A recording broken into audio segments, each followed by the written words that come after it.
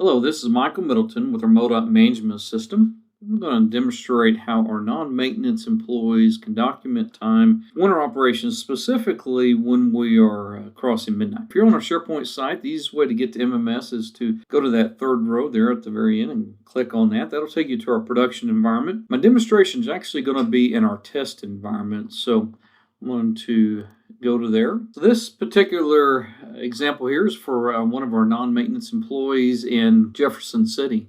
And so I'm going to step down through the process here and highlight how we document crossing midnight. So for Mr. Proctor here, let's use the example that he came to work this morning. He's doing his normal responsibilities. He's going to leave at noon. Click Edit. He started at 7:30 and put his end time there to noon. Just scroll back, pick noon. You can type it if you want. Make sure you hit save. You'll notice that some of those words are kind of off the screen slightly. If you're experiencing that, just go to the top right and adjust your zoom level. You might want to zoom in just a little bit more. Once you have that start to noon, hit calculate hours. Answer the questions. I'm going to specifically ask about lunch. I did not take a lunch. I just left at noon and went home. Do you want leave for the rest of your day? No, I'm not going to take any leave. Just go ahead and hit no.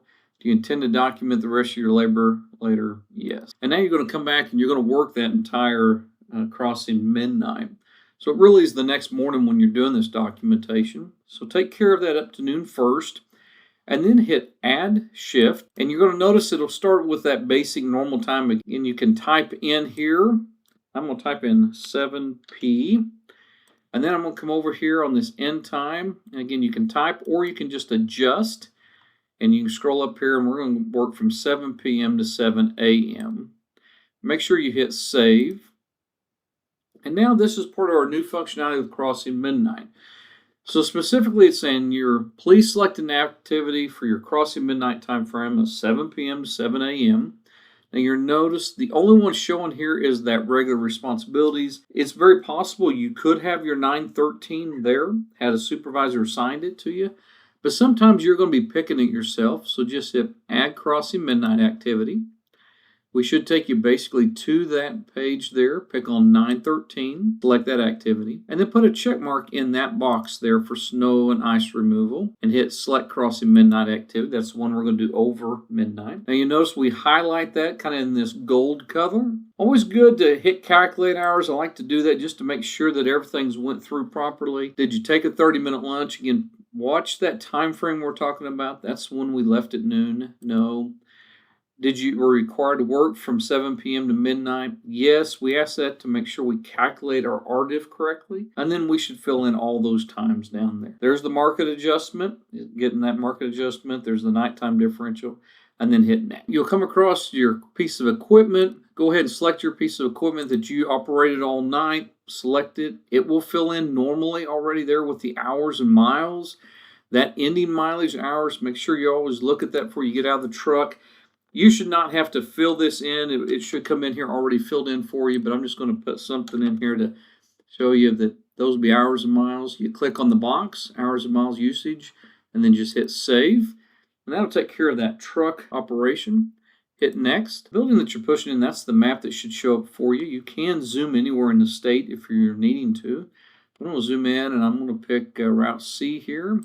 That's what I was on last night. I just picked all the routes that you had operations on that you were pushing snow and treating. I'm going to go ahead and pick this Route D here.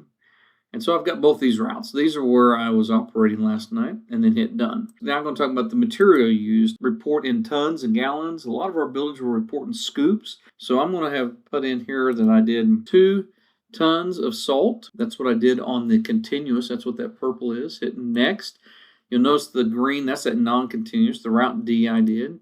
And on that one, I just did 1 scoop of salt. And those are good questions to have just with those maintenance personnel there to help you with what you're doing. Hit next. We appreciate everything that our non-maintenance help us in operations and winter. Utilizing MMS helps us to capture the hours that you're working, helps us give a pretty good awareness real time what it costs us for winter operations.